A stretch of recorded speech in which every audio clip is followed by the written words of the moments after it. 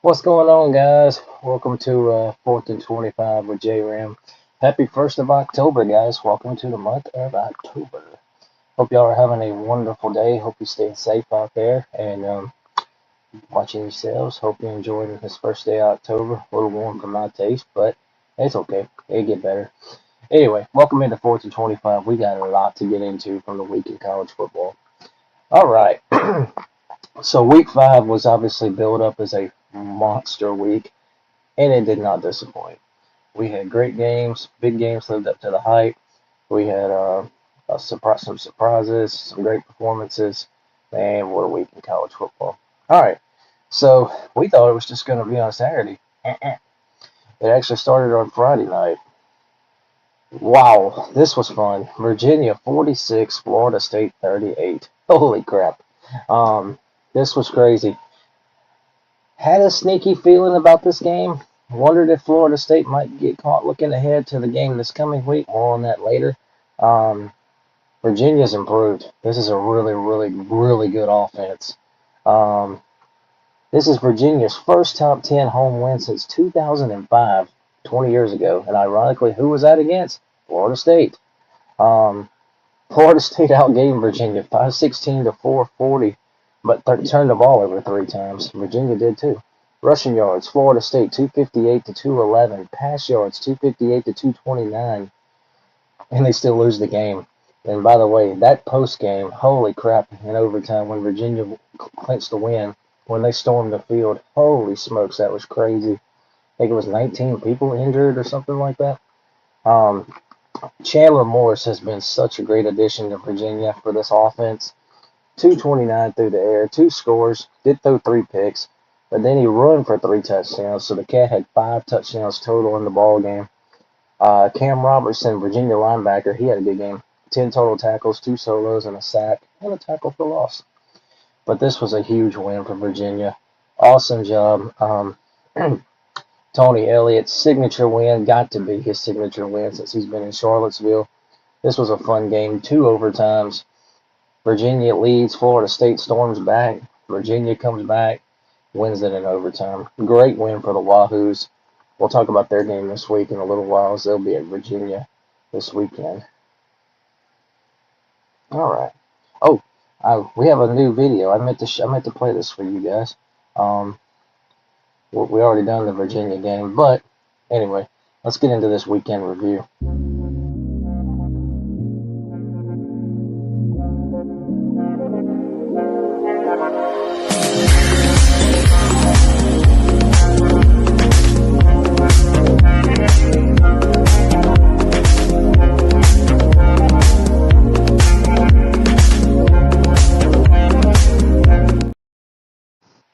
All right, continuing our weekend review. Sorry about that. I completely forgot that was added.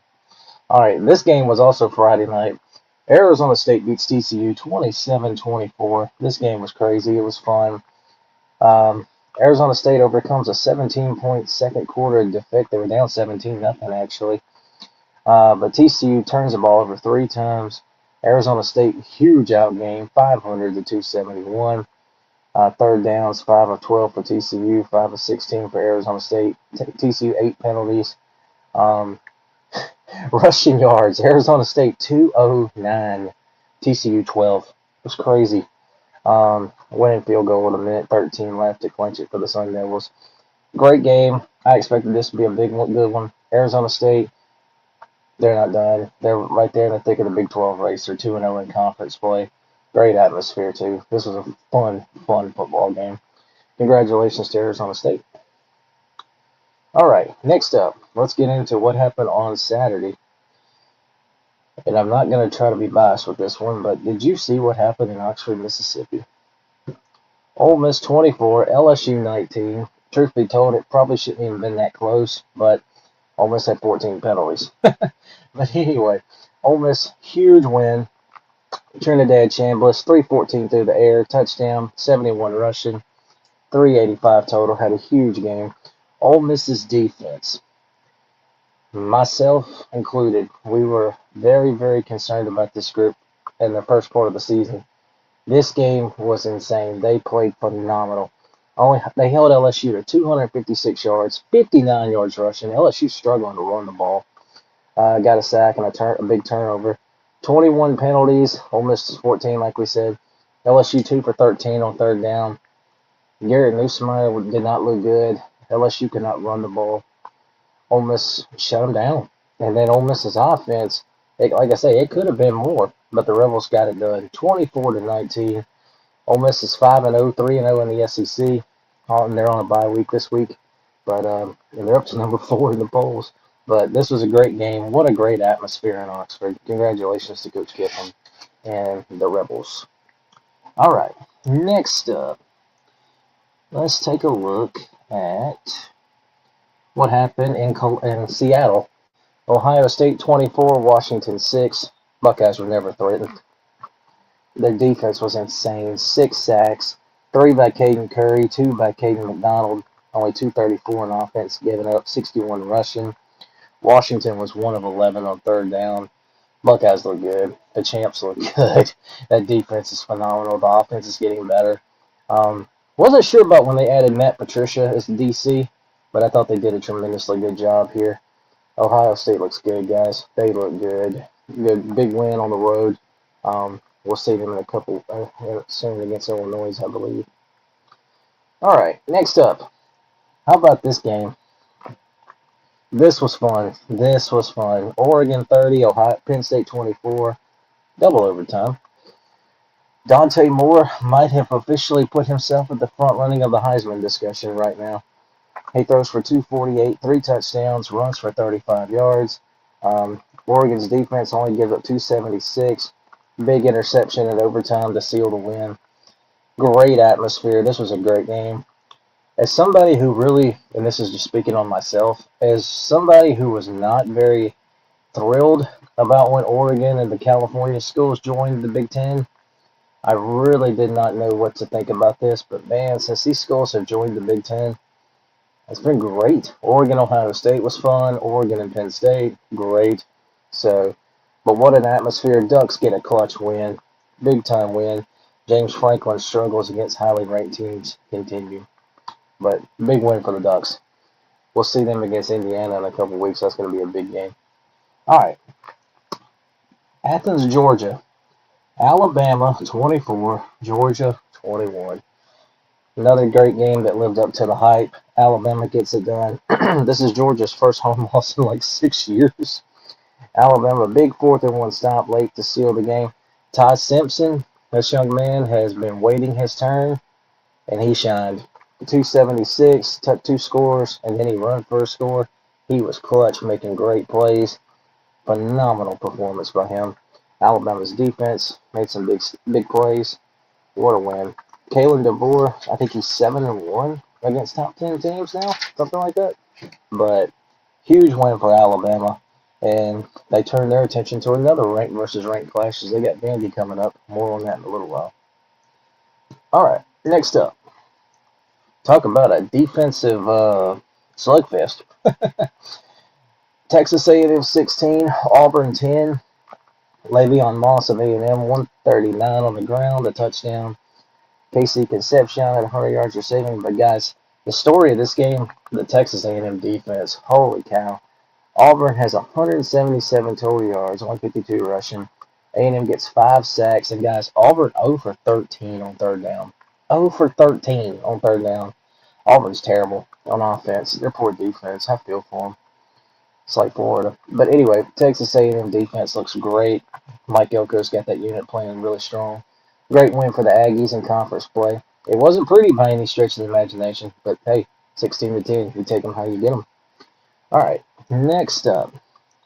What about this one in the Big Ten? Indiana 20, Iowa 15. I can go ahead and say it. Indiana is scary. They're good. They're better than last year. I truly believe Indiana's better than they were last year. They can annihilate you, or they can win a slugfest. I mean, look what they did to Illinois, and then they gut out this win in Iowa. Iowa had a missed field goal late that hurt them. 11 straight losses to ranked opponents for Iowa. Fernando Mendoza, 233 through the air, 2 scores. Elijah Surratt, I hope I said that name right. I apologize if I didn't. He goes off, 6 catches, 132, and a touchdown. Indiana outrushes Iowa 132-92. Iowa 2 turnovers. That hurts anytime. But great win for Kurt Cignetti's club. Indiana's a top 10 team. This is a good football team. Like I said, and I stand by this, I think they're better than last year. All right. Let's move on, shall we? How about what happened in Starkville? Tennessee 41, Mississippi State 34, double overtime. This game was fun. Joey Aguilar throws for 335 and a touchdown, also run for a score. Mike Matthews, 6 catches for $118. 5 sacks for Tennessee's defense. They outgained State 471, 378, but they turned the ball over 3 times. Mississippi State, though, had the lead a couple of times, just couldn't finish it in overtime. Tennessee pulls out a gutsy win. But the guys, look, kudos to what Jeff Levy's got. He's got State believing. Mississippi State's playing really good football. They're competitive. They're going to be a fight for everybody else the rest of the way. Will they get to bowl eligibility? I think they still got a great chance to. This was a fun game, though. Tennessee guts it out 41-34. All right, how about this? Was this a surprise to anybody? Maybe not. Illinois 34, USC 32. This game was crazy. I should have seen this coming. I don't know why I picked USC, but I did. What a rebound on the rushing game. 172 yards. Total yards, Illinois 503 to 490. USC 8 penalties. That's not fun. 2 turnovers each. Luke Altmaier, 328 through the air, 2 touchdowns, and he run for a score. Huge win for Illinois as they bounce back from the Iowa disaster. Congratulations to Brett Bielema's ball club. Great win. All right, next up, we got 2 more games we're going to talk about real quick, and we'll move on. Boy, this was a splattering. Oh my God, this was horrible. I feel for Arkansas. Notre Dame 56, Arkansas 13. Do I really feel for them? I don't know. Anyway, C.J. Carr, this was his hello, I'm here moment. He throws for 354, 4 touchdowns. Notre Dame's defense, 3 sacks, 2 turnovers forced. Jeremiah Love, what a game. He had 4 total touchdowns, 2 on the ground and 2 through the air. Great running back if you haven't seen him play. Notre Dame destroyed them. It was 42-13 at the half. This game was close in the second quarter, but then Notre Dame just turned the Jets on, and Arkansas just looked. But Irish look good. Question is, and I expect them to win the rest of their games and go 10-2. But will they have enough quality wins? We'll see come that time. But Arkansas, obviously, we got some news to talk about with them here in a little bit. But Notre Dame gets it done, 56-13. All right, last game. We really wasn't going to talk about this game, but it actually ended up being a solid game.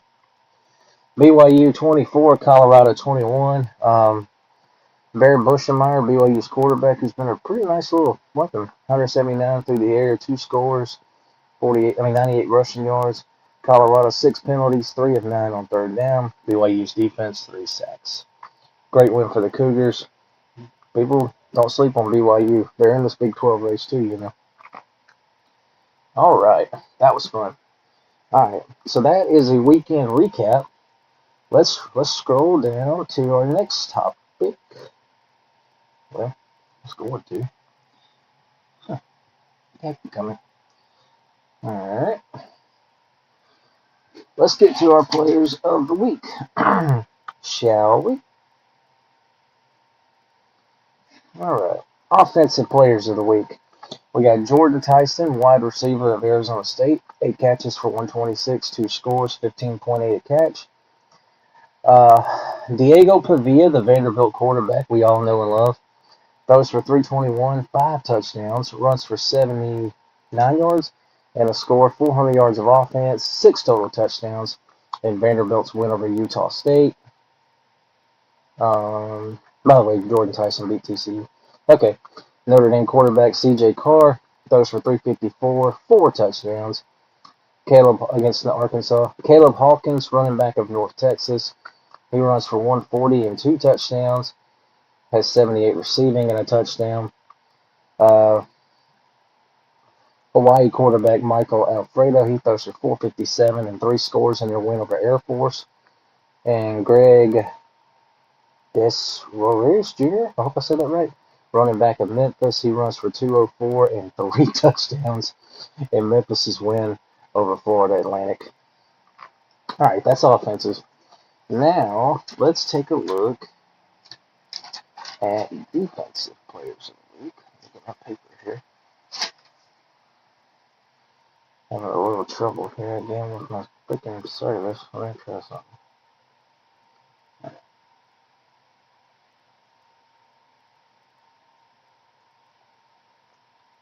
Alright. Alright, here we go.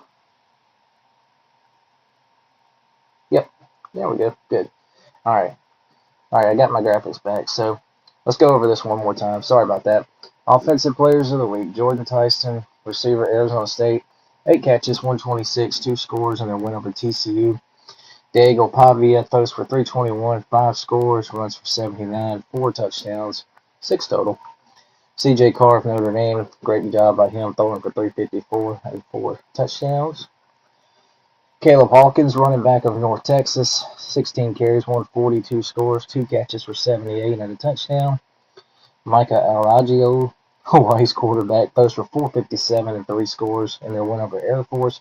And Greg Desrosiers, I hope I said that right, Jr., running back of Memphis against FAU, goes for 204, 3 scores, 10.7 yards per carry. He had a hell of a day.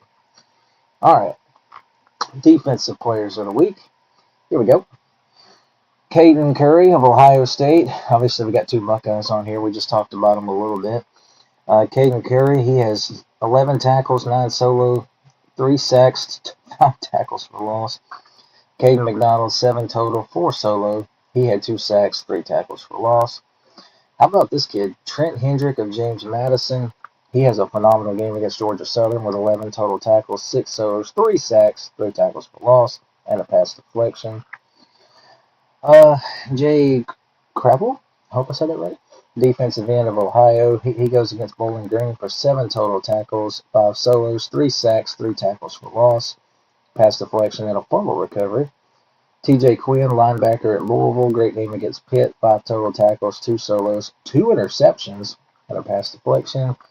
And Keyshawn James Newby, DT of New Mexico, against New Mexico State. I give him a shout out, 5 total tackles, 3 solos, 2.5 sacks, 2.5 tackles for loss, and 2 passes deflected. All right, and finally, special teams. You know we ain't going to forget special teams anymore. Kicker, Steven Rusnak of Cincinnati against Kansas, 3 for 3 on his field goals, 4 for 4 on extra points, 13 points total. Punter Simon McClannon of Kansas State against UCF, 4 punts, 51-yard average, all 4 went inside the 20, long of 65. Hunter Green, San Diego State's punter, 6 punts, 47-yard average, 5 went inside the 20, long of 63. They needed a punter. That game with San Diego State and Northern Illinois was tough on the eyes. Ended up 6-3. John Love, kicker of Virginia Tech against NC State. He goes 3 of 3 on his field goals, long of 49. Hits his extra points, 11 points. Cole Menard, punter of Western Kentucky against Missouri State. I can't believe I'm saying that. 5 punts, 51-yard average, a touchback, 1 inside the 20, long of 56. John Hoyt Chance, punter of Louisiana Tech against UTEP. This is his 2nd time on here. 6 punts, 49-yard average, 1 touchback, 1 inside the 20, and he boomed one 68 yards. All right. So that is our players of the week. All right. We're going to do bottom 10 and top 25 now, shall we? Next up, let's jump into, how about our bottom 10? Let's do the worst teams in the country. Starting with the bottom 10. Sorry about that. All right, we'll do it. Let's look at it right here. Yeah, here we go. Number 10. Arkansas State. The Red Wolves are 1-4. They lose to Kennesaw State and Louisiana Monroe. Is that Brick Lane not working in Jonesboro? It's a shame, too, because they've got some good players on offense. Number 9, there's Florida. At least you had a bye. Also, but Texas and Texas A&M on deck. Ouch. Clemson checks in at number 8. At least you had a bye, and now you get to play Big Bill in North Carolina on deck. Oklahoma State checking in at 7, who just recently fired defensive coordinator Todd Grantham after firing Mike Gundy. No Gundy, and still demolished 600 plus yards allowed to Baylor in their loss to the Bears this past Saturday. Oklahoma State, Gundy wasn't the only problem. Middle Tennessee, number 6, 1-4, a win by 1 point over Nevada. Ugh. Is Derek Mason's seat hot yet? Kent State checks in at 5, 1-3. At least you had a win. Now you have a bye. You had a bye. I pray for you against Oklahoma. Kent State's at Oklahoma Saturday. God help them. Oregon State is at 4. They're 0-5. Good fight against Houston, but at least you get to play Lafayette. That should be your maybe your only win this year. All right. At number 3, Sam Houston State had a bye, thankfully, and now they'll face potential new bottom 10 New Mexico State one of these days. Thursday night. Could they finally get a win? Might be one of their best chances. Number 2, UCLA. They are horrible. 0-4, lost to Northwestern. That was actually a good game. They just lost.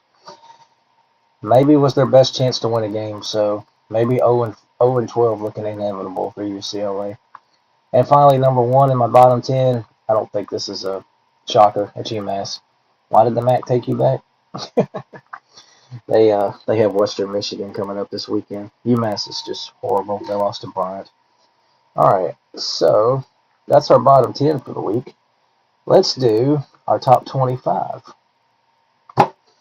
J-Ram's top 25. As you see, I have updated this a little bit. I had a different one a couple days ago, but then I decided to make some changes. And I didn't include it on here, but just on the outside of my top 25, who I strongly considered. Let me pull it up here real quick. All right, because you don't see them right there. So just missing this top 25 was Memphis, South Florida, Utah, Mississippi State, and North Texas. All right. Number 25, you see Arizona State. They're back in. Virginia joins my club after beating Florida State. They're 4-1. Big game with Louisville coming up this weekend. BYU 23rd. We'll see them Friday night against West Virginia. Notre Dame's 22nd. Illinois moves up a little bit after the big win over USC. I think they're at Purdue Saturday. Michigan is at 20. They got Wisconsin on tech. They should win that game. Florida State drops all the way to 19. I had them 7 in my last poll, but they dropped to 19. Missouri, 18. Are they disrespected? I don't know. I'm not going to make that assumption. They just annihilated UMass. That doesn't get you a lot of respect, but the win over South Carolina, I think, got them a little bit. Tennessee hanging at 17. Vanderbilt 16. Feel like I probably should have Vandy a little higher, but I don't right now. Georgia Tech is 15. They did drop a couple of spots after the near disastrous loss to Wake Forest in overtime, but they did win 30-29. We're going to talk about officiating a little bit here in a little bit. Texas is 14. I've got them lower than probably just about everybody else. I'm sorry, Texas has not super impressed me yet, but we'll see what they do against Florida this weekend. Iowa State is 13. LSU drops to 12. I had them at number 4 last week. Yeah. Texas Tech is 11. Georgia drops to 10, a couple of spots. I thought about flipping Texas Tech and Georgia, but I did not. Penn State drops all the way to 9th. I had them number 3. Probably should have dropped them a little further, but I just settled here for the time being. Alabama's a huge mover. They move up to number 8. Big win over Georgia, like we talked about a few minutes ago. That was a phenomenal win for Kalen DeVore. I think Bama fans need to chill on him. Oklahoma's at 7. Sooners still look good, but John Mateer's injury, obviously, he's already had a week to get heal up. He won't play against Kent State, but will he be back for Texas? I don't know. We'll see. Indiana, another huge mover. They're number 6. Like I said, they destroyed the top 25 team, and then they win an ugly game on the road against a solid team. Indiana's good. They're for real. Ole Miss, huge mover. Big win over LSU. They're up to number 5 in my poll. I've got Texas A&M at number 4. The win over Auburn. If Ole Miss can stop the run, I would probably have them ahead against A&M. I just love what A&M's doing on defense. A&M can win games different types of ways, but we'll see.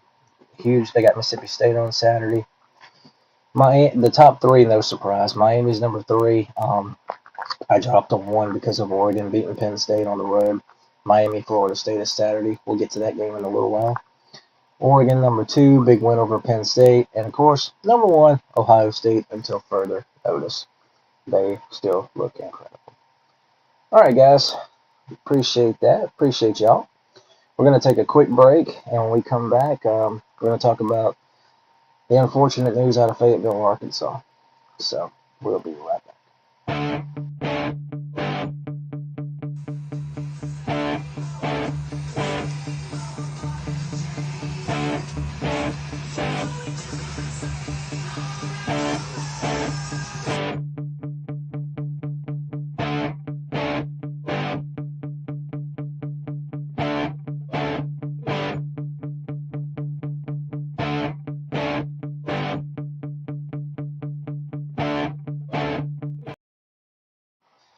All right, guys, welcome back to 4th and 25 with J-Ram. All right, so after Arkansas was destroyed by Notre Dame on Saturday, they made a change. Sam Pittman is out.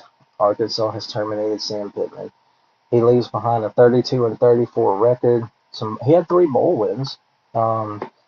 Very well loved coach, very popular. I liked him. Offensive line guy. As a guy who played offensive line myself, I was a big fan of his. He sometimes has some words about Ole Miss that might have got to me, but that's okay. He was still a very well-liked coach. Did a good job. I thought he was a great fit for Arkansas, but it just didn't work. And you could tell it wasn't working this year, unfortunately for him. But Sam Pittman is out at Fayetteville. Bobby Petrino is the interim head coach. Offensive coordinator Bobby Petrino will finish the season. Unless you lived under a rock and you're very young, this guy was a coach at Arkansas. If you remember back in the early 2010s, and Arkansas was great in one year, 2011. They were pretty much the 3rd best team in the country when they went 11-2. Only losses were to Alabama and LSU, and those 2 teams played for the national title. But really good coach, offensive mastermind. He'll finish the year as the interim head coach. He overhauls his staff as he has fired the defensive coordinator, defensive line coach, defensive assistant. So he's overhauled the staff. He was actually in the press conference when they announced that Coach Pittman had been let go. He's got a shot at this job if he wants it. Their athletic director has already said that Coach Petrino has heavily wanted to put his name in the consideration for it. So could Bobby Petrino ride again? Watch out in Fayetteville. We'll see what Arkansas does the rest of the year, though. They got some tough games coming up. All right, something new that I'm going to do real quick is we don't normally talk about the FCS on here, but we're going to for just a little bit. Here is the updated FCS Week 6 Coaches Poll. At 25, you've got Lamar, 24 Presbyterian, who joins the poll. Abilene Christian at 23rd, Mercer 22, you got Austin Peay at 21st. 20 is Incarnate Word, good program. Villanova 19, Youngstown State 18. Jackson State at 17, just not too far south of me here in the great state of Mississippi. West Georgia at 16. Boy, they're having a good year. They are really coming on in the UAC conference. Idaho at 15, North Dakota 14, Northern Arizona says 13, Monmouth at 12, Southern Illinois at 11. We got Rhode Island at 10, Tennessee Tech at 9, Lehigh at 8, UC Davis checks in at 7, Illinois State checks in at 6. We got Montana State at 5, and Montana at 4. The Battle of Montanas. Can't wait to see that in a few weeks. And the top 3, no surprise, Tarleton State. They're really, really good. Great football team. Good offense. I've seen them a couple times. They beat Army too, by the way. And the top 2, no surprise. These 2 programs pretty much run FCS. South Dakota State 2, and of course the Bison of North Dakota State at number 1. All right, so that is that. All right, so the only thing we got left to do before we call it a day is we're going to make predictions. We got a lot of games we're going to pick, but before that, we're going to take a quick break here. We will be back in just a few. We'll be back in a minute. To hate, Andrew Anderson, spitting truth that just can't wait. Got a podcast like a punch right to your face. College sports villain, taking it over the place. I bring the facts whether you like it or not, dropping truth bombs, giving it all I got. They call me a villain, well, I wear that badge with pride. Nothing but secrets they try to hide. Hard rock in my veins, rebellious to the core. I won't back down, won't take it anymore. The bad guy of the podcast world, that's me. Unleashing the truth, setting it all free.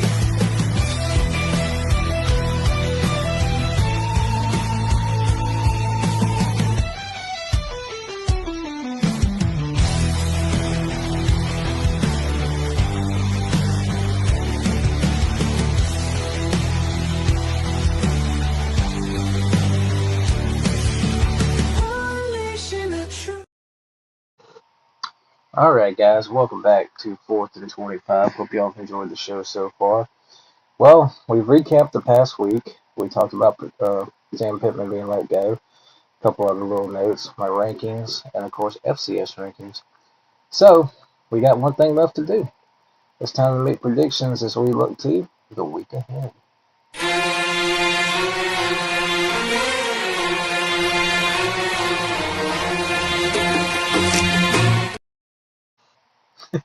I like the new graphics. Appreciate you, Andrew. Alright, so not as quite a loaded a slate this week as we had last week, obviously. We got two ranked versus ranked matchups that are going to be obviously big time talked about. So, what I decided to do this week is I'm going to pick some games and showcase some teams that normally would not get showcased. So, you're going to see some G5 talk here. I hope y'all don't mind that. Alright, first off, we're going to pick a couple of Friday games. Friday night, 6 o'clock. This is a CBS Sportsnet televised. We got a big Conference USA game here. Western Kentucky is at Delaware. Hilltoppers come in 4-1. Delaware's 3-1. Very surprising. Delaware's favored in this game by 2.5, according to this book. 35 points a game on offense for Western Kentucky. Delaware 31. Defense is 26 points allowed by Delaware. Western Kentucky 22. Offensively, Western Kentucky's obviously a passing team, 321 yards a game, 11th in the country. Respectively, 176 rushing. Delaware throwing for 271, rushing for 241. As far as the rushing attack, that's pass defense. Western Kentucky's 11th in pass offense. Delaware's 31st in pass defense. My fault, guys. Pass defense, Western Kentucky's 33rd. Delaware struggling at 97th, so that's where your disadvantage probably is. Scoring defense, Western Kentucky's allowing 23 a game, Delaware's allowing 26. Rushing offense, Western Kentucky is running the ball for 126, Delaware 152. Delaware struggling defensively, they're giving up 166 a game on the ground. Western Kentucky's allowing 211 a game on the ground. Total defense, this is another one. Total offense. Yeah, both are pretty effective offensively. Western Kentucky 447 a game, Delaware 423. Now total defense, Delaware's giving up 408 a game. Western Kentucky's allowing about 387 a game. Let's see. Penalty yards a game. Western Kentucky heavily penalized team, 74 yards a game. Delaware only 39, so pretty respectable. Let's see. Red zone offense, Delaware 76.5% conversion rate of scoring. Western Kentucky's defense is allowing about 81%. Got a couple of good little quarterbacks here. Nick Massini of Delaware, 8 touchdowns, 2 picks. And then, of course, Maverick McAveer. He's thrown for 1,400 yards already and 11 touchdowns in this season. Okay, so with that said, giving Conference USA a little showcase here, I'm going to take Western Kentucky. The Delaware defense is a little concerning, still giving up roughly about 400 yards and 27 points a game. And their pass defense, like I said, 97th in the country, 241 a game. Western Kentucky's 11th in pass offense. We know that history. So give me the Hilltoppers to win this football game. I think they're going to have to earn it, but give me the Hilltoppers. All right, another game on Friday we're going to showcase. Not that we normally would showcase these teams, but why not? Oh, that's the wrong team. Sorry, guys. All right, here we go. All right, New Mexico. The Lobos have been a very pleasant little surprise right now under their first-year coach, Jason Eck. 3-1.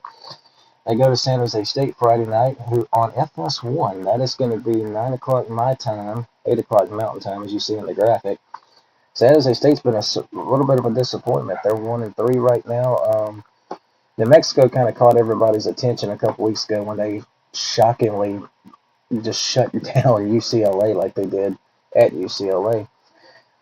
Scoring offense, Lobos 30.5 points a game. San Jose State's only scoring 20 points a game. Very surprising. Scoring defense, New Mexico very surprising, 21.5 points a game. San Jose State's giving up 28 a game. Now, if you look at the passing offense, San Jose State's going to have the advantage here. 298 a game, New Mexico 217 for their offense. Pass defense, whew, both of these teams are terrible in pass defense.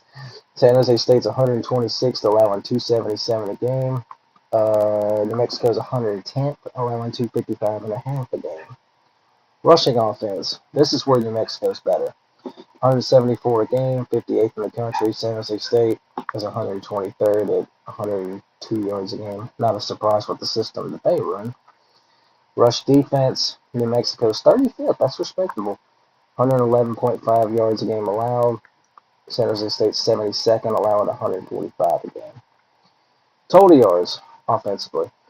San Jose State right at 400 a game. New Mexico 391. Defensively, New Mexico's allowing about 367, and San Jose State 422. A couple of other little notes. We make note of penalty yards. Both these teams are pretty disciplined. 39.5 a game on San Jose. New Mexico 25.5.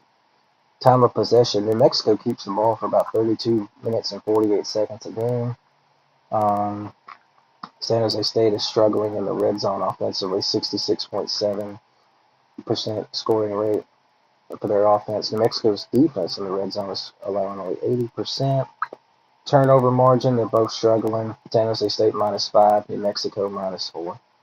Okay, so, and the line is, I think it's San Jose. I don't have the line for some reason. Oh well.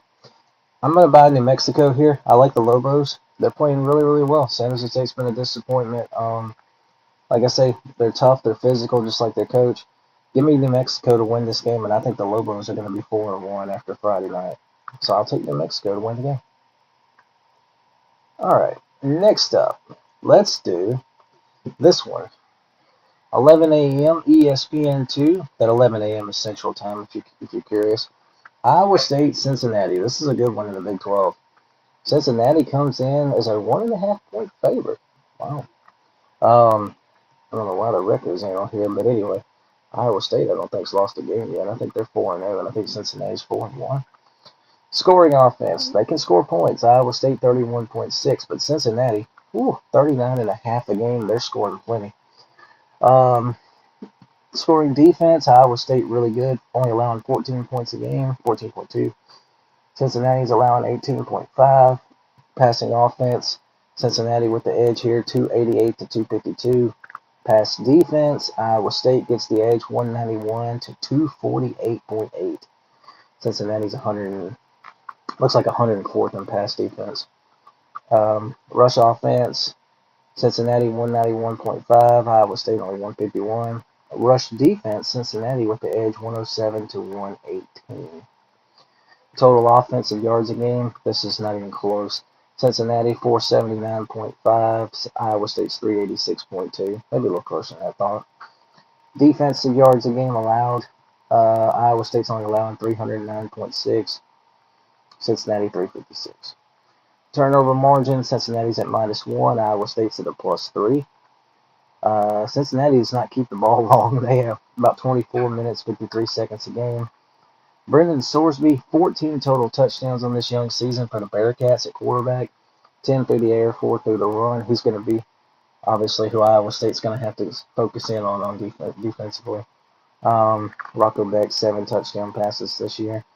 Red zone defense. Iowa State is allowing 83.3% of their opponents to score, or scoring percentage allowed.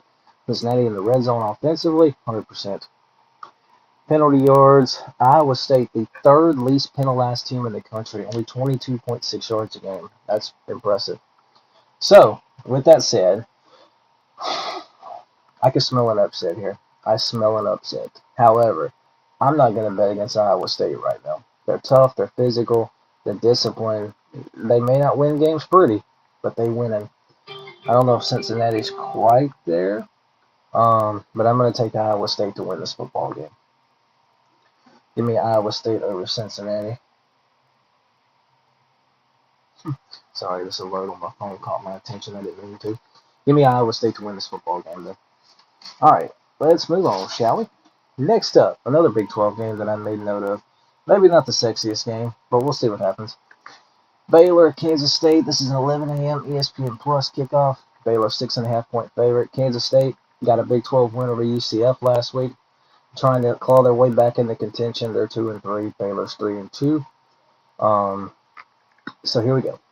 Offensive scoring, both these teams. Baylor's averaging about close to 37 a game. Kansas State 26. As far as scoring defense, Baylor's struggling, allowing 28.8, roughly 29 a game. Kansas State 25 points a game allowed. Through the air, this ain't even close. Baylor's the third best passing offense in the country, 349.4 a game.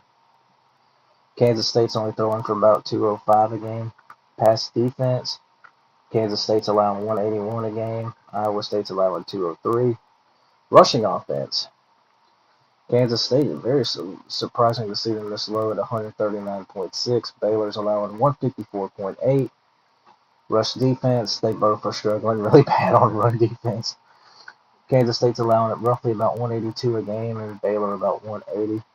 Total offense, Baylor 11th. No surprise, 504 yards a game. They're explosive. Kansas State 343 a game, not good. Defensive yards per game allowed. Baylor struggling here, 383 a game. Kansas State 363 on average. Turnover margin, Baylor's at -3. Kansas State's at +2. Neither team holds the ball over 30 minutes a game. Kansas State roughly 25-56. Baylor 29-46. Penalty yards, Baylor 62 a game. Kansas State only 30.8.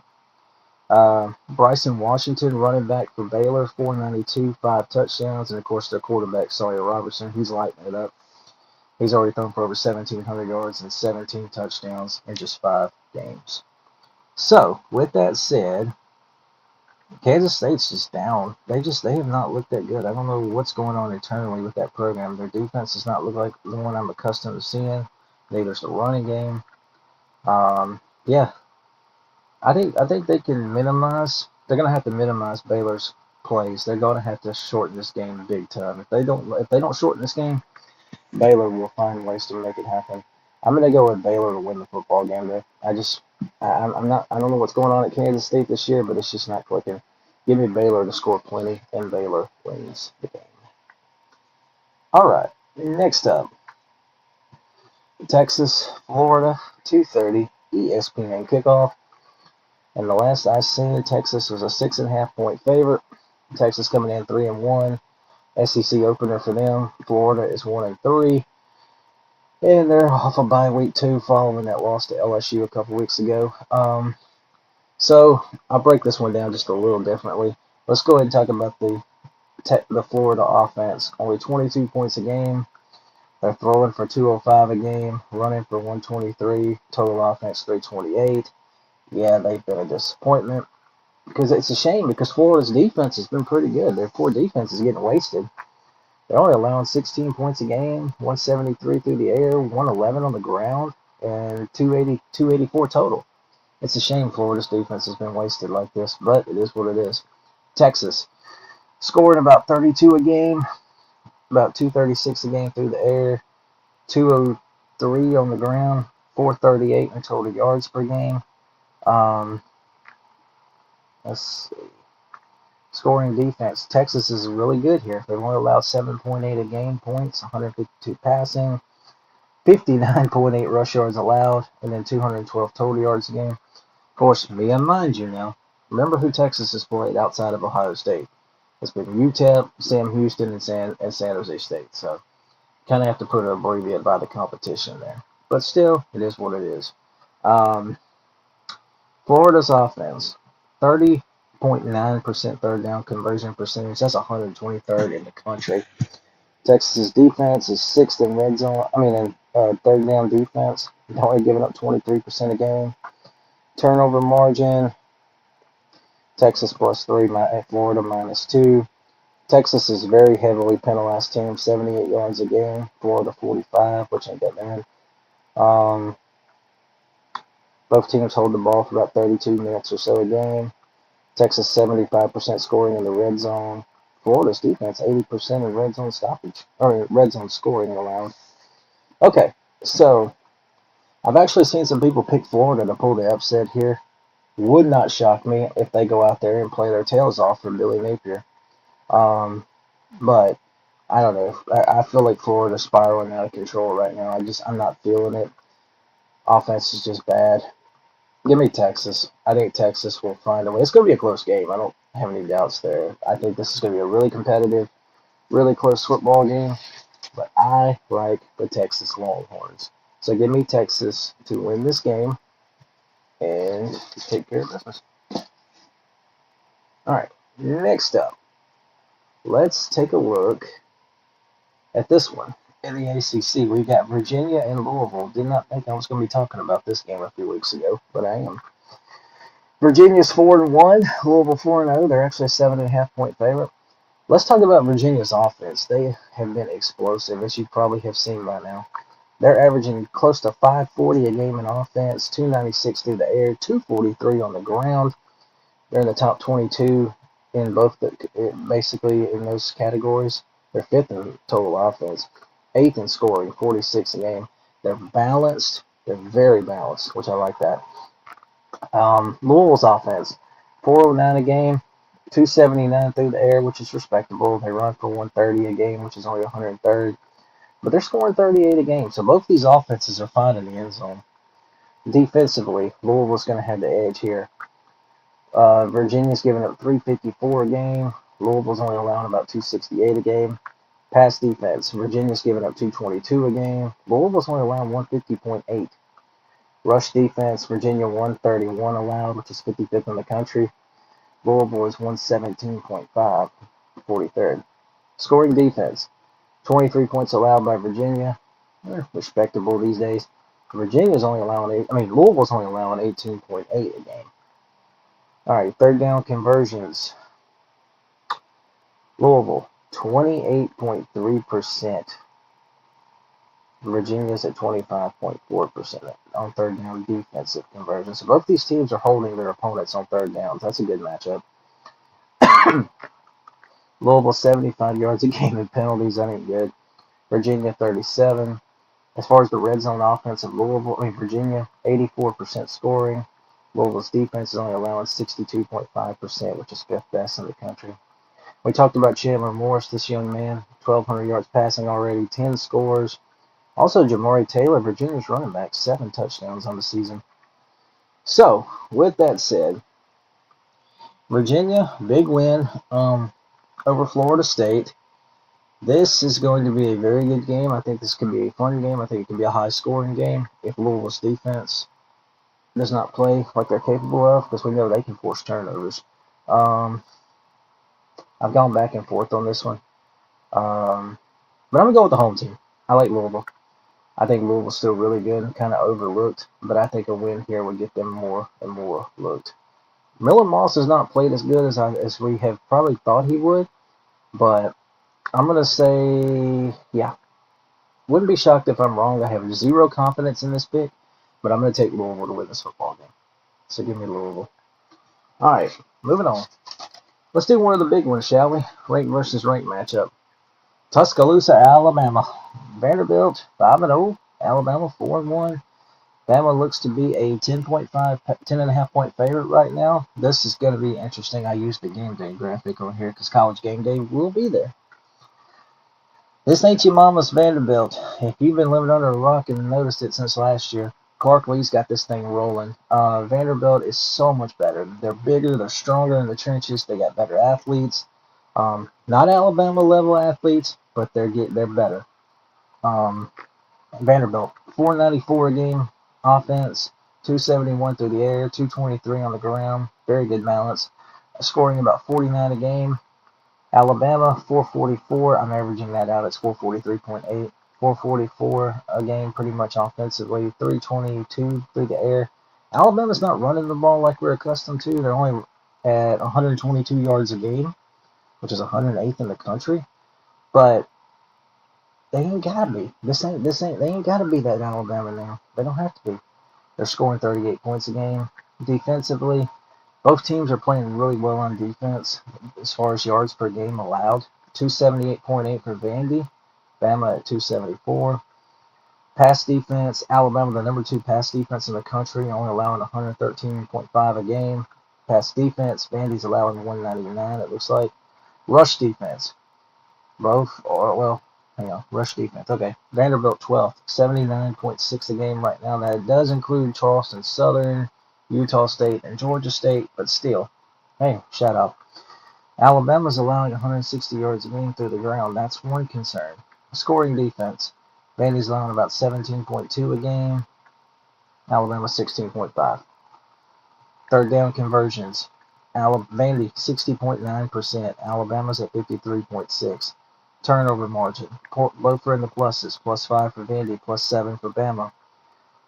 Penalties. Alabama a little more disciplined, sort of. 49.5. Vanderbilt 71.2 penalty yards a game. That's 116th. Red zone offense. Vandy 96.6% scoring. Bama defense allowing 83.3% of their scoring. Ty Simpson, what a start to this year. Again, this young man has waited his time, and now he's the guy in Tuscaloosa. He's doing a really good job. He's throwing for 1138, 11 touchdowns, 69.3 completion percentage, no interceptions. Absolutely phenomenal.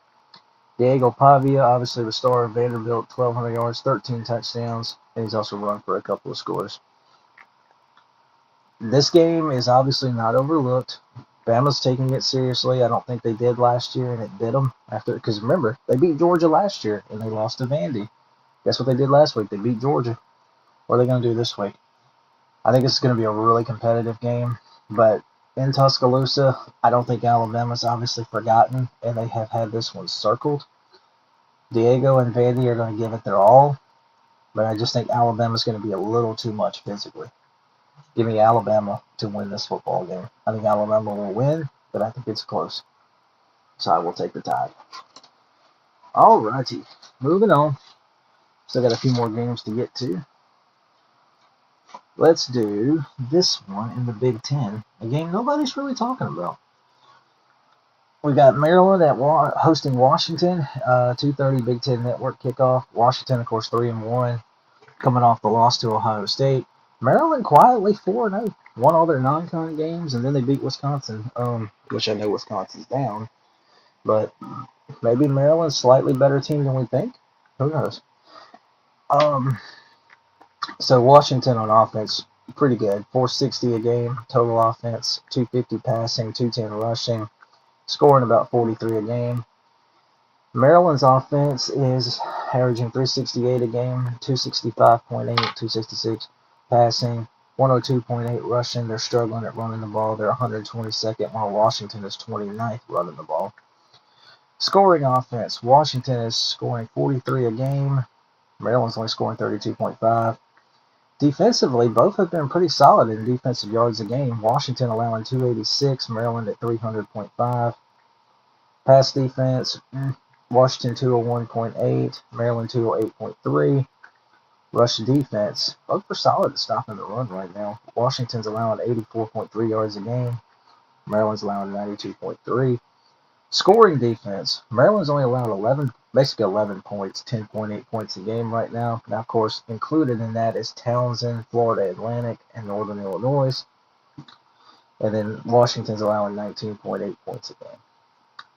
Okay, so Maryland struggling very badly on third down conversions at a 31.6%. So Maryland having trouble converting on third down. Turnover margin, both are in the pluses. That's good. Maryland +7, Washington +5. Washington's red zone offense is scoring almost 95% of the time. Malik Washington of Maryland has been a very nice, quietly pleasant surprise. He's thrown 8 touchdowns, only 1 pick for Maryland. Um, Shalik Knox, who's a receiver for the Terps, 14 catches, 5 touchdowns. And then I made note, of course, Jonah Coleman, the Washington running back, 417 yards. He's already found the end zone 9 times. And their quarterback, Washington's really good, too. Okay, so to make a prediction, I am going to say this is going to be a good game, but Maryland is finally fixing to get a real test, and I think Washington's a really good team. So I'm going to take Washington to win this game on the road over Maryland. I think the Huskies get back on track. Give me Washington to beat Maryland. All right, I'm going to take one more break, and we come back. We will finish out predictions. We got 5 more games I'm going to do real quick, but I'm going to take a quick break. We will be right back, y'all. Look at me, you're lost at sea, circling eternally. Come and help me from this here sanity. Where am I disgrace? I hate to see your face. I wanna see you drown in your sorrow. You know I know I'm not the same. I'm fading away. I'm falling into my grave. All right, guys, welcome back to 4th and 25. I hope y'all had a good time. Hope y'all enjoyed the show. All right, we got 5 more games I want to pick real quick, and then we're going to get out of here. All right. How about this showdown? A couple of undefeated Big 12 Texas schools locking up in H-Town in Houston. Got Texas Tech at Houston. This is a 6 o'clock ESPN kickoff. Red Raiders a 10.5-point favorite. I believe they're coming off the bye week after the big win over Utah. They should get the quarterback back. Before I read these stats, again, Texas Tech has played Pine Bluff, Kent State, Oregon State before the Utah game, so say what you want, but we just go by what we have here. Texas Tech, 573 yards a game on offense, 368.5 through the air, 204.5 rushing, 52 points a game. Houston's offense, not as strong, 379.5 offense, total yards per game, 208 through the air, 171.5 on the ground, 31.3 points per game. Defensively, Texas Tech is allowing 239 a game in yards, 265.5 for Houston. Houston shines on defense. They're 11th against the pass, only allowing 140.3. Texas Tech's giving up 182.8. Rush defense. Texas Tech, number 2 in the country right now at 56.3 yards a game allowed. Houston's allowing 125.3. Scoring defense, both teams really good right now in that category in the top 15. Texas Tech's allowing 11.3 points a game. Houston 13.3. Like I say, Baron Morton, Texas Tech quarterback, he should be back from his injury that he suffered against Utah. He has 11 touchdowns on the year. Time of possession, Houston keeps the ball for roughly about 30 minutes, 51 seconds. Texas Tech 28-25. Third down defense, they're both really good here. Houston's only allowing 29% conversion rate. Texas Tech at 28.8. Turnover margin, both are in the pluses. Houston's at +5, Texas Tech's +4. Penalty yards a game, Texas Tech, another heavily penalized team, roughly 79.3 penalty yards a game, 129th in the country. Houston's are about 45.8. I've said it since the Utah game. I think Texas Tech has proven something. I think they are the best team in the Big 12 right now, and I think they are going to continue it here. I think they're going to get a good test, but I just don't think Houston can stay in a track meet with them, and I think Houston will find points.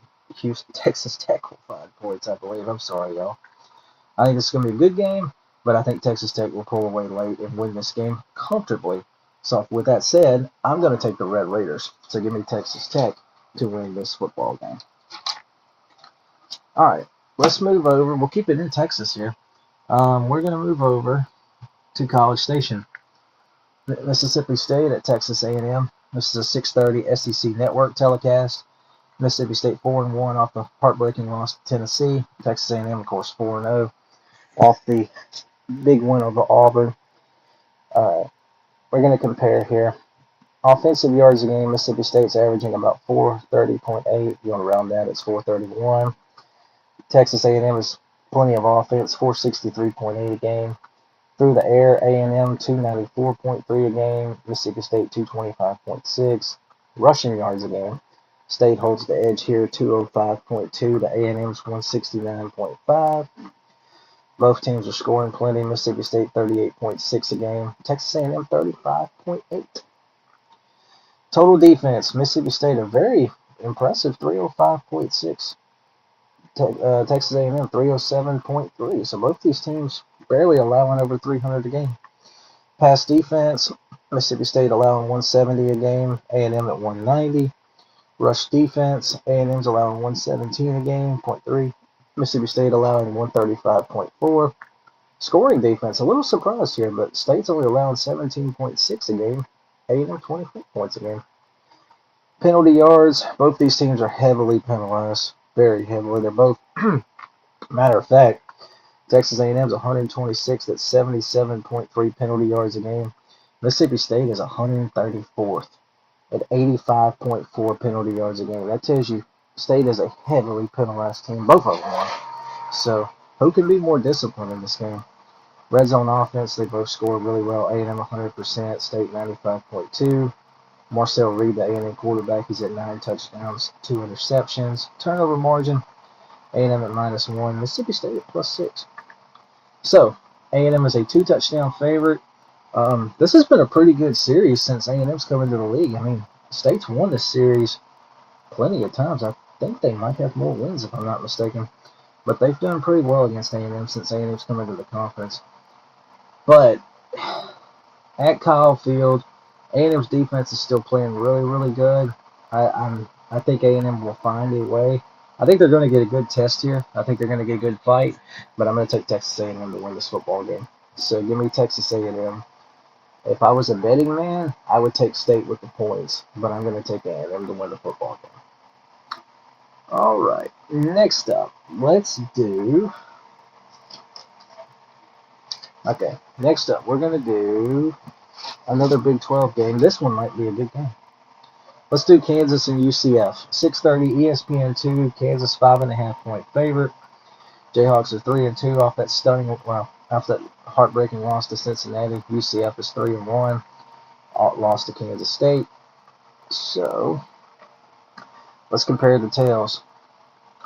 Kansas is averaging 445 a game, throwing for 267, rushing for about 178, scoring 37 a game.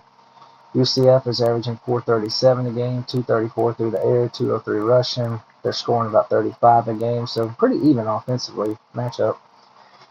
Defensively, Kansas is allowing 376 a game, 226.6 through the air, 149.4 rushing. They're allowing roughly 20.6 points a game. UCF's only allowing 15 points a game right now. 163.5 allowed rushing, 129.8 passing. So UCF comes in with the number 6 pass defense. That's a sneaky little stat. They're allowing about 293 a game in total offense. So UCF's defense hasn't been too shabby besides against the run. Third down conversions, Kansas's offense is struggling here, 31.5%, 121st. UCF defense, 32.2%, 31st in the country. They're pretty good at third down defense.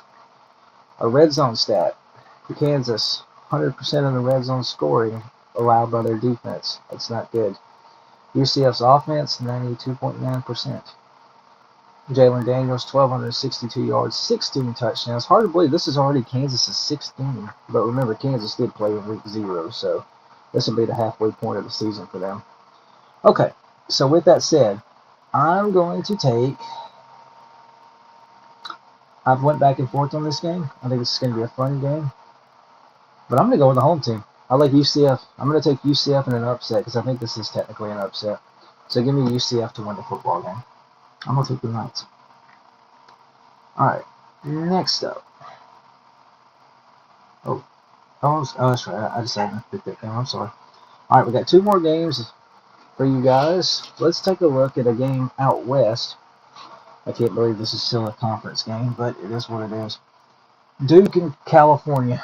Duke is 3-2. Cal's 4-1. Duke is a 2.5-point favorite. This is a late game. 9:30 ESPN. Duke seems to have found something since the NC State game. They've been playing a lot better. Duke is averaging 471.8 a game offense, 319 passing, 152.8 rushing. They're scoring 34.8 points a game. Their defense is allowing 393 a game, allowing 245 through the air, 139.6 rushing. Their scoring defense is 26.4 points a game allowed. So Duke is obviously struggling on defense. Defense is where Cal shines under Justin Wilcox. They are allowing only 307 yards a game, 195 passing, 111.4 rushing, about 18 points a game. Offensively, Cal's struggling a little bit, 364.8 total yards a game offensively. They're averaging about 255.4 through the air, which is 50th in the country. 109.4 rushing yards a game, that's bad. 118th. They missed Jay Knott. And then they're scoring about 24.8 a game. Duke, 75.4 penalty yards a game. That's 122nd in the country. Not very disciplined. Time of possession, Duke, roughly about 27 minutes. Cal, about 30.33. Got a good quarterback battle here. You got Darian Mensah of Duke, 1,573 yards, 13 touchdowns. Cal quarterback, Jaren Kuru, I've tried to say his name and I failed miserably. He's thrown 8 touchdowns. Okay, so, with that said, I like this matchup. I think this could be a very fun late night game if Cal can get their offense going. If Duke gets their offense going, though, Cal's in trouble. Cal's defense is going to have to force some turnovers, some early 3-and-outs. They're going to have to get to that quarterback. With that said, close game. I think the line is about right. But I'm going to trust. I trust Manny Diaz's team here. I like Duke. Give me Duke to win the football game. I'm going to take Duke. All right, final game. I think y'all know what this one is. Oh, Florida State, Miami. 6:30 ABC. Canes are 4.5-point favorite. Miami, of course, 4-0. Some think this game lost a little luster because Florida State lost to Virginia. I get that. I've said that about games in the past. I understand that. But this is still Florida State, Miami. This is one of the bigger, in my opinion, matchups recently of this great rivalry. Back in the 80s, 90s, early 2000s even. This was a huge game, and it always was. It usually had implications in the national title race in the 80s. But it's not the 80s anymore. It's the 2020s. Maybe we're slowly headed back that way with this one. Okay, so let's break it down real quick. Miami, 446.8 yards a game offense. Florida State, the number one offense in the country right now, 600 yards a game. Man, mind you know, East Texas A&M and Kent State are included in those stats, so you kind of put your abbreviate by them if you want to. All right, passing yards a game. Miami's 270 a game. Florida State 263.8. Miami's running the ball for about 176.8 a game. Florida State, number 2 rushing offense in the country, 336.3 yards a game. Gus Malzahn loves to run the football. We know his system has always been like that, so Florida State is going to run the ball. Scoring offense, Miami, 36.8 yards a game. Florida State is averaging 53 points a game right now. Defensive, total defense. Miami's at 13th at 244.5 a game allowed. Florida State allowing 296, which is roughly about 28th in the country. Pass defense, Miami's 25th at 168.5 a game. Florida State's 40th at 184.5. Rush defense, Florida State is only allowing 111.5. Here's the stat, though. Miami, number 8 in rush defense. The Canes are allowing 76.3 yards a game. That's the matchup. Miami's run defense, Florida State's run offense. Who's going to win that battle? Can the Noles run the ball? Can Miami shut it down, or could they minimize it? Scoring defense, Miami's 9th at 11.5 points a game. Florida State, 19 points a game. Miami hit the portal hard for their secondary, as y'all know. They got so many new faces, and it's made them better. Third down conversions. Florida State 58.8%. Miami's at 51.1%. That's two solid units right there. Red zone defense. Florida State is allowing 90% scoring. That's 97th in the country. Miami's offense 94.4% scoring, 30th best. Miami likes to keep the ball too. 33.38 time of possession. Okay, so with that said, I would not be shocked with the way things are going. Would not be shocked if Florida State won this game. But I think Miami's the better team. I think their defense is going to have to try to force Tommy Castellanos to throw the ball more, and he can throw it, but I think he's better as a runner. I'm taking Miami to win this game very cautiously. This is a great rivalry, and I'm looking forward to this game Saturday night. But I'm going to take Miami in a very close football game. So, I like the Canes. All right, so that's game by game breakdown. Let's do the other picks real quick before we get out of here. Thursday night, you see Sam Houston State's playing New Mexico State. Nobody I know really is going to care, but hey, it's football. I'm going to take New Mexico State to win that game. Here's the Friday games. We actually got 5 of them, but I only picked 2 of them on the show. I like Western Kentucky over Delaware, South Florida over Charlotte, no shock, New Mexico over San Jose State, BYU over Virginia. I would not be shocked if that line is not covered. But anyway, San Diego State over Colorado State. All right, and then finally, here's our last page. I think Clemson beats North Carolina. I think they get a feel-good win because they need one. I got Pitt over BC. I got Baylor over K-State, as you heard. Iowa State over Cincinnati. Navy Air Force. I like Navy. Looking forward to the Commander-in-Chief Trophy games. About time we have one. I got Virginia Tech over Wake. Washington over Maryland. I picked Miami, Ohio over Northern Illinois. I think this is a good MAC game to keep an eye on. Texas over Florida, but I've got Texas on upset alert, as you see. Be careful, Texas. Just saying. We got Red River rivalry looming. Alabama, oh Lord. Alabama over Vanderbilt, guys. I see it says Florida. Oops. My fault. Give me Bama over Vandy. SMU over Syracuse. Louisville over Virginia. Oregon State and App State. Is so weird seeing Oregon State going to App State, but hey, it should be a good time. Notre Dame over Boise, Nebraska over Michigan State, Texas Tech over Houston, Troy over South Alabama, UNLV over Wyoming.